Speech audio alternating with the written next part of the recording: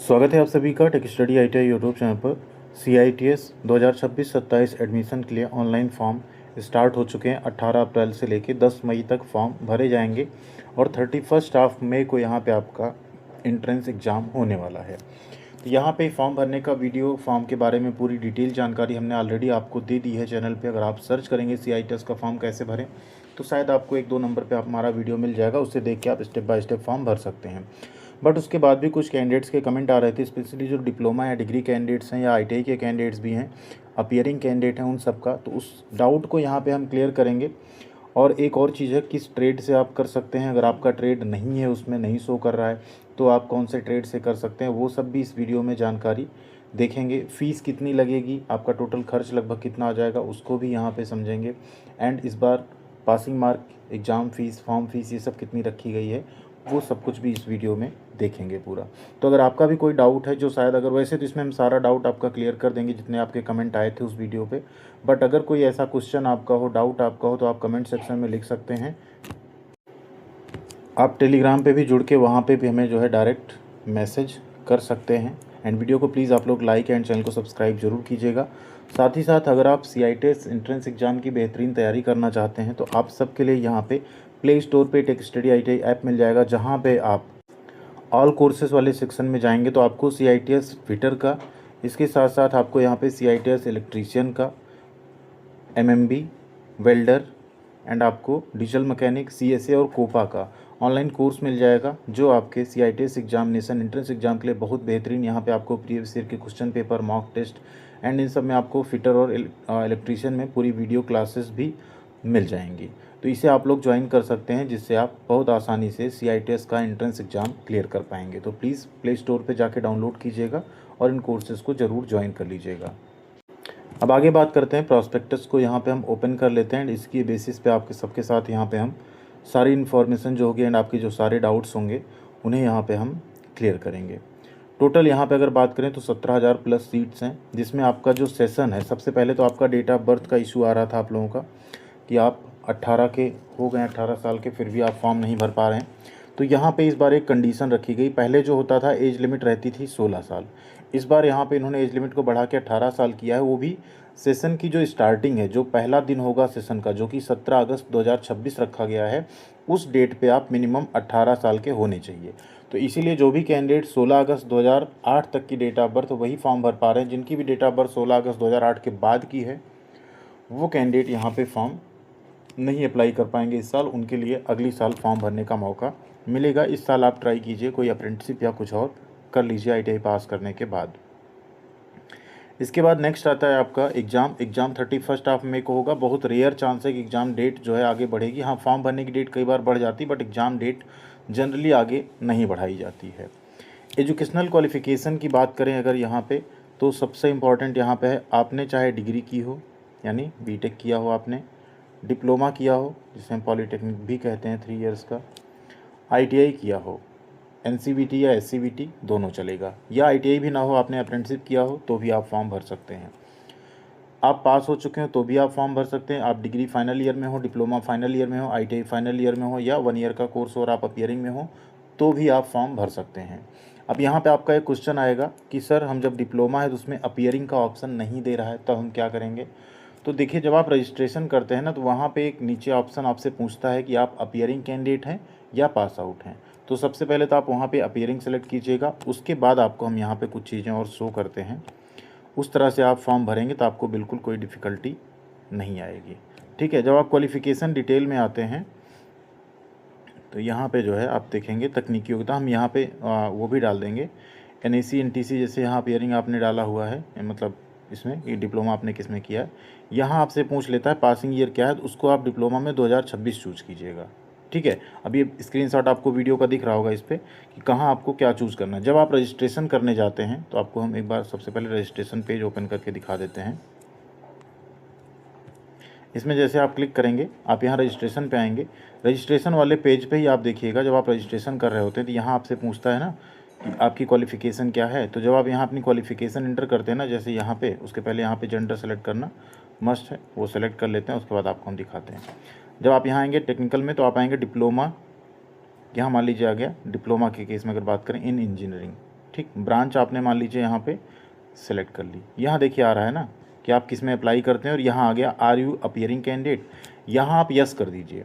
इसके बाद जब आप वहाँ क्वालिफिकेशन में जाते हैं, वहाँ आता है ना डिप्लोमा पास, यस या नो, तो वहाँ पे आप नो करिएगा, क्योंकि अभी आप पास नहीं, आप अपीयरिंग में अप्लाई कर रहे हैं। उसके आगे जब आप क्वालिफिकेशन वाले सेक्शन में जाएंगे, जो आपका थर्ड स्टेप होता है, वहाँ जब डिप्लोमा सेलेक्ट करेंगे तो पासिंग ईयर वहाँ पे 2026 चूज़ कीजिएगा। तो नीचे सर्टिफिकेट नंबर वाला ऑप्शन ऑटोमेटिक जो है हट जाएगा, वो मैंडेटरी नहीं रहेगा, आप बिना उसके फॉर्म भर सकते हैं। एंड इसके साथ ही साथ आप जो लास्ट में जाएंगे, वहाँ आपको कोई सर्टिफिकेट या प्रोविजनल भी नहीं अपलोड करना है। आप डायरेक्ट 10th का सर्टिफिकेट, कैटेगरी सर्टिफिकेट अगर है तो फ़ोटो, सिग्नेचर अपलोड करके अपना फॉर्म सबमिट कर सकते हैं। जो बात है प्रोविजनल की, तो प्रोविजनल के केस में यहाँ क्या है कि आपको प्रोविजनल देना नहीं है, अपलोड नहीं करना। जब आप एडमिशन लेने जाएंगे, ठीक है, वहाँ जब आपका सेशन स्टार्ट होगा, आप एक्चुअल एडमिशन के लिए जाएंगे, तो ये एक प्रोफार्मा है जो आपको खुद से भर के देना है। इसमें आपको अपने कॉलेज से या कुछ भी यहाँ साइन वाइन नहीं करवाना है, आपको यहाँ पे खुद से इसको भर के दे देना है। यहाँ आपकी साइन हो जाएगी और आप इस फॉर्म को फिलअप कर देंगे। अब यहाँ लिख रहा है in case the candidate is minor below 18 year. अब 18 ईयर कैसे होगा, आपने बना तो दिया इसको, वहाँ आप खुद कह रहे हो कि 18 साल एज होगी तभी वो फॉर्म भर पाएगा, तो माइनर कहाँ से पहुँच जाएगा वहाँ। तो कहीं ना कहीं इस बार इन्होंने कुछ मिस्टेक की, ये फॉर्मेट तो सेम रखा है बट एज लिमिट 18 साल कर दी, जो कि 16 साल रहती है। तो जो 16-17 साल का होता है वो गार्जियन से साइन करा के देता है, जो 18+ रहता है वो अपना साइन खुद करके इसको जमा कर देता है। तो आपको कोई भी प्रोविजनल या कुछ बनवाने की ज़रूरत नहीं, यही आपको एक अंडरटेकिंग देनी होगी। आप वहाँ पे दे दीजिएगा फिजिकल एडमिशन के टाइम पे अपना, और जब आपका सेशन चलेगा, जब आपका एग्ज़ाम आएगा, तो वहाँ पे आपको जाके अपना फाइनल ईयर का जो भी रिजल्ट आएगा उसे सबमिट करना रहेगा। ठीक है, तो ये हो गया एज लिमिट वाला, आपका डाउट क्लियर हो गया होगा कि 18 साल रखी गई है, इसीलिए यहाँ पे इस बार आप नहीं अप्लाई कर पा रहे हैं। दूसरा, डिप्लोमा या डिग्री अपीयरिंग जो होंगे वो कैसे फॉर्म भरेंगे, तो रजिस्ट्रेशन के टाइम पर आप अपीयरिंग में यस करिएगा, एंड आगे जाके डिप्लोमा पास में नो करिएगा, ITI पास भी नो करिएगा, फिर भी वो नेक्स्ट स्टेप पे जाएगा, वहाँ जाके डिप्लोमा का पासिंग ईयर 2026 डाल दीजिएगा। कोई मिस्टेक कुछ नहीं होगा, आप एग्ज़ाम देने पाएंगे और बिल्कुल आपका एडमिशन होगा। इस चीज़ को लेके आप बेफिक्र रहिए एकदम। ठीक है, एंट्रेंस एग्ज़ाम फी इस बार 300 है जनरल कैंडिडेट्स के लिए, और OBC कैंडिडेट्स के लिए, OBC इसमें ऐसा कुछ होता नहीं, जनरल ही है। तो 200 SC ST PH EWS women candidate के लिए। 500 रुपये काउंसलिंग फ़ीस लगेगी, पहले 1000 लगती थी, इस बार 500 रुपये लगेगी सिर्फ। और ये काउंसलिंग फ़ीस आपका जो आप एक्चुअल एडमिशन लेते हैं जाके NSTI में आपको कॉलेज अलॉट होता है, तो ये आपकी एक्चुअल जो फ़ीस लगती है टोटल, उसमें से माइनस कर दी जाती है। एग्जाम पैटर्न में कोई बदलाव नहीं, 75% क्वेश्चन आपके ट्रेड थ्योरी से होंगे और 25% क्वेश्चन ऑब्जेक्टिव होंगे, जो कि बहुत simple logical, numerical and reasoning के होते हैं। इसकी क्लास आपको 1 से 2 दिन के अंदर चैनल पे स्टार्ट हो जाएगी, डेली आप उसे पढ़ सकते हैं, बहुत आसानी से आप 25 नंबर सही कर लेंगे। बात करें ट्रेड के क्वेश्चन की, जैसे आप मान लीजिए डिप्लोमा है, तो आप ITI का जो ट्रेड चूज़ करेंगे उसमें आता है ना, जैसे आप मैकेनिकल से डिप्लोमा है, अब आपने RAC चूज़ किया, वेल्डर चूज़ किया, या फिटर चूज़ किया, टर्नर चूज़ किया, तो जो टर्नर का सिलेबस है उससे रिलेटेड क्वेश्चन आपसे पूछा जाएगा, ना कि डिप्लोमा या डिग्री से। तो ये आपको ध्यान रखना है कि पढ़ाई आपको उस ट्रेड की करनी पड़ेगी, तभी आप एग्ज़ाम क्वालिफाई कर पाएंगे अच्छे से। अब यहाँ बात आती है कि मान लीजिए आपका ट्रेड है टर्नर, फॉर एग्जांपल टर्नर है, या आप डिप्लोमा है इंजीनियरिंग ट्रेड में, और आप चाहते हैं कि आप टर्नर से CITS ना करें, किसी और ट्रेड से करें, तो आपके पास एक ऑप्शन होता है रोडा का, आप उससे कर सकते हैं। Reading of drawing and arithmetic trade होता है, मैथ एंड ड्राइंग के जो टीचर्स होते हैं ITI में, वो रोडा ट्रेड में CITS उसमें मांगा जाता है, तो आप ये भी कर सकते हैं, इसके थ्रू भी आप जो है बन सकते हैं instructor.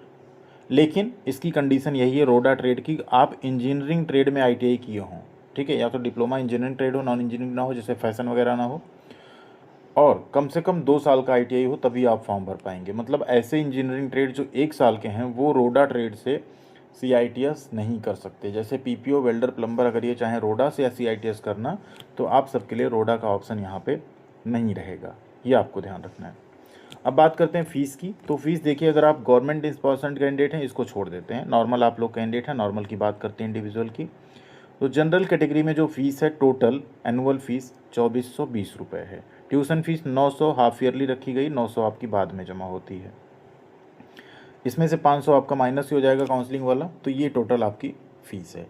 SC ST candidate, PH या EWS कैंडिडेट के लिए 920 रुपये टोटल फीस है एनुअल यहाँ पे। ठीक है, इसके अलावा आपका जो है हॉस्टल अगर आप लेते हैं 100 रुपये महीने हॉस्टल का रहता है। मेस का खर्च अलग से होता है, वो हर NSTI या ITOT में अलग अलग वैरी करता है। अब जो गवर्नमेंट IT/OT है उसमें थोड़ा सा फ़ीस में कुछ हल्का फुल्का बदलाव रहता है, लगभग इसी के आसपास होती है, 500-600 का अंतर आता है। और जो प्राइवेट IT/OT होते हैं उनकी फ़ीस थोड़ा ज़्यादा रहती है, उसमें आपका 40 से 50 हज़ार भी खर्च आ सकता है, 60-70 हज़ार भी आ सकता है, ठीक है। बट जो गवर्नमेंट IT/OT होते हैं उसमें थोड़ा सा बदलाव रहता है। NSTI अगर आपका 3000-4000 में जा रहा है तो उसमें थोड़ा 1500-2000 का फ़र्क पड़ सकता है, वो भी डिपेंड करता है अलग अलग जगहों पे अलग अलग। उसके बारे में हमारे पास कई जगहों की फ़ीस का पूरा स्ट्रक्चर है, वो एक शॉर्ट से अलग वीडियो में हम शेयर कर देंगे आप सबके साथ। तो ये हो जाएगा आपका फ़ीस का डिटेल। इसके बाद आती है बारी ट्रेड की, कि हम ट्रेड अपना कैसे चूज़ करें, कौन से ट्रेड से करें। उसके पहले पासिंग मार्क देख लीजिए, इतना नंबर कम से कम आपको लाना है काउंसलिंग में पार्टिसिपेट करने के लिए, अदरवाइज़ आप काउंसलिंग के लिए एलिजिबल नहीं रहेंगे। जनरल कैटेगरी में 33, OBC WS में 29 और SC ST PH में 20 नंबर कम से कम आपको ले आना है। यहाँ स्टार्ट हो जाता है आपका ट्रेड का पैरामीटर। और बहुत से ऐसे ट्रेड हैं ITI के जिनमें अभी CITS नहीं है, उनके लिए कहीं ना कहीं कोई प्रोविज़न देना चाहिए, बट अभी तक फ़िलहाल नहीं आया हुआ है। वो जल्द ही शायद उस पर कुछ विचार करेगी। जैसे PPO ट्रेड है, उनके लिए यहाँ पे CITS नहीं है। अब ये आपकी पूरी ट्रेड की लिस्ट होती है कि आप किस ट्रेड से CITS करना चाह रहे हैं, तो आपके किस ट्रेड से आपका CTS होना चाहिए। डिप्लोमा डिग्री के लिए अलग है, आप लोग उसका देख सकते हैं कि मैकेनिकल के लिए मैक्सिमम ब्रांचेज एलिजिबल हैं, इलेक्ट्रिकल में भी एलिजिबल हैं, IT में हैं।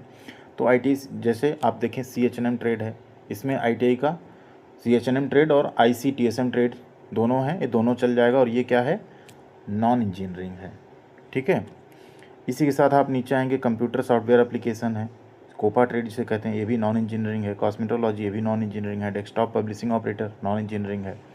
ड्राफ्टमैन सिविल, ये इंजीनियरिंग ट्रेड है, इसमें आपने ड्राफ्टमैन सिविल या सिविल इंजीनियरिंग असिस्टेंट या जियो इन्फॉर्मेटिक्स असिस्टेंट या मेसन ट्रेड से किया है तो आप इसका फॉर्म भर सकते हैं। इसी तरीके से पूरे यहाँ पे 42 ट्रेड ऐसे हैं जिसमें CITS होता है, और 42 ट्रेड के अगेंस्ट में जो ITI के हैं टोटल 118 ट्रेड हैं जो यहाँ पे एलिजिबल हैं CITS करने के लिए, ठीक है। तो ये आपको यहाँ पे एक बार ज़रूर मिलान कर लेना है कि आप किस ट्रेड से CITS कर सकते हैं। जैसे स्विंग टेक्नोलॉजी या कटिंग एंड स्विंग है तो वो स्विंग टेक्नोलॉजी से ही उनका होगा। स्टेनो हिंदी मान लीजिए आपका है, तो स्टेनो हिंदी है तो आप सेक्रेटेरियल प्रैक्टिस हिंदी से करेंगे। और स्टेनो इंग्लिश अगर आपका है तो यहाँ पे एक ऑफिस असिस्टेंट करके पोस्ट आती है, उससे आप करेंगे, ठीक है। यहाँ आप देखेंगे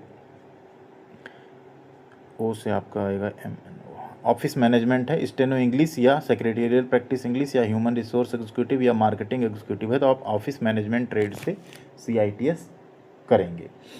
कुछ और बदलाव हैं, जैसे अगर बात करें डीजल मैकेनिक या मैकेनिक मोटर व्हीकल की, इस केस में आपके पास LMV light motor vehicle driving licence होना चाहिए, तभी आपको एडमिशन मिलेगा। अगर नहीं है तो ऐसे छात्र जो इन ट्रेड से CITS करना चाहते हैं, आप लोग प्लीज़ अपना ड्राइविंग लाइसेंस बनवा लीजिएगा।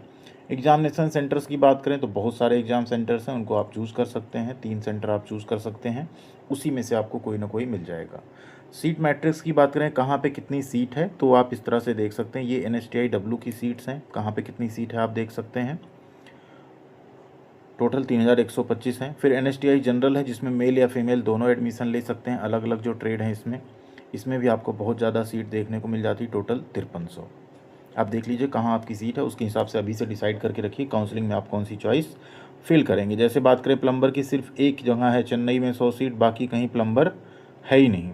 रोडा की अगर बात करें तो रोडा भी देखिए ज़्यादा जगहों पे नहीं है, 50 सीटें आपको मिलेंगी सिर्फ यहाँ पे NSTI हावड़ा में।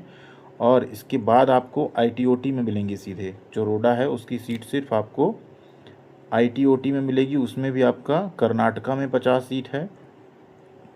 फिर आप डायरेक्ट आएंगे, देखेंगे आपको रोडा की सीट 50 सीट मिलेगी गवर्नमेंट IT/OT लालरू में। उसके बाद आप नीचे आते हैं तो आपको और कहीं नहीं मिल रही है। सोचिए रोडा से भी अगर आपको करना हो CITS तो ज़्यादा जगहों पे आपको नहीं मिल पाएगा एडमिशन। टोटल 6025 सीट हैं गवर्नमेंट IT/OT में। इसके बाद फिर आते हैं प्राइवेट IT/OT, यहाँ पे भी अलग अलग ट्रेड आपके हैं। प्लम्बर भी आपको यहाँ मिल जाता है अम्बाला में, ठीक है, 100 सीट वहाँ आपको प्लम्बर की मिल जाती है। वेल्डर भी है। कुछ कॉमन ट्रेड हैं जो हैं कुछ जिनसे आप प्राइवेट IT/OT से भी कर सकते हैं। टोटल 9 है, 3100 सीट यहाँ पे प्राइवेट IT/OT में है। तो ये था पूरा इस बार इसका जानकारी। बाकी आप लोगों को फॉर्म भरने में कोई डिफ़िकल्टी नहीं आ रही होगी। डिग्री डिप्लोमा का थोड़ा सा डाउट था, वो आई थिंक क्लियर हो गया होगा। ITI अगर आप पास हैं तो बहुत अच्छी बात है, सर्टिफिकेट अपलोड करके फॉर्म भरिए। अपीयरिंग में है तो 2026 सेलेक्ट कीजिए और फॉर्म भर दीजिए। आराम से अपनी तैयारी कीजिए, एग्ज़ाम दीजिए, काउंसलिंग कराइए। जब एडमिशन होगा तो आपको जो नीचे फॉर्मेट दिया है उसे प्रिंट आउट करके आपको भर के ले जाना है।